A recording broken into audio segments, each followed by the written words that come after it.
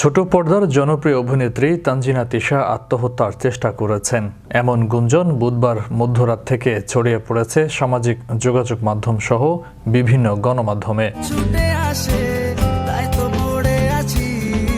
খবর ছড়িয়েছে রাতে রাজারবাগে নিজ বাসায় ঘুমের ওষুধ সেবন করে আত্মহত্যার চেষ্টা করেন এই অভিনেত্রী।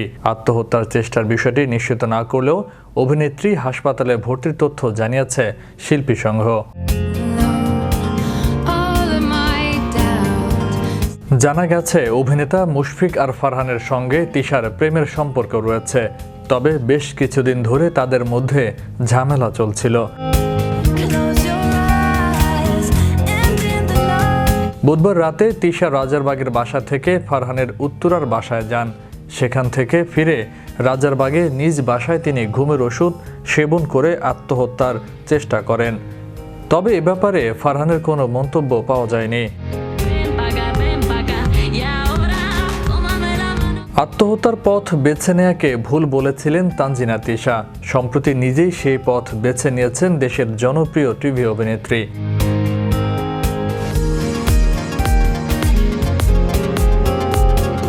অথচ এক সপ্তাহ আগে দেয়া এক সাক্ষাৎকারে তিশা জানিয়েছিলেন ডিপ্রেশন থেকে আত্মহত্যার পথ বেছে নেওয়াটা ভুল সিদ্ধান্ত। ওই সাক্ষাৎকারে তিশাকে বলা হয়, মিডিয়ায় কিছুদিন আগে জনপ্রিয় অভিনেত্রী হুমায়রা হিমু প্রেমের সম্পর্কের জটিলতায় ডিপ্রেশন থেকে আত্মহত্যার পথ বেছে নেন।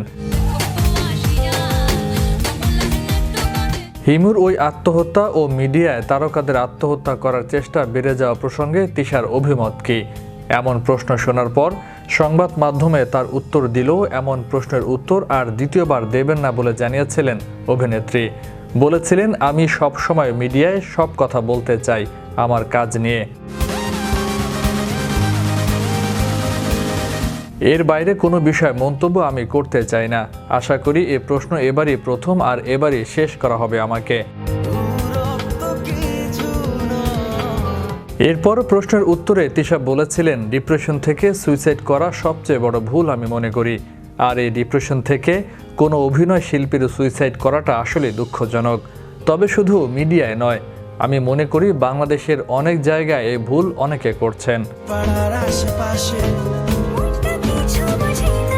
ওই সাক্ষাৎকারে এই ভুল থেকে সবাইকে বের হওয়ারও অনুরোধ জানিয়েছিলেন তিশা। অথচ সে সাক্ষাৎকারের এক সপ্তাহ পর নিজেই প্রেমের জটিলতায় ডিপ্রেশন থেকে আত্মহত্যার চেষ্টা করেছেন জনপ্রিয় এই অভিনেত্রী। তবে চিকিৎসা শেষে হাসপাতাল থেকে বর্তমানে বাসায় রয়েছেন তিশা।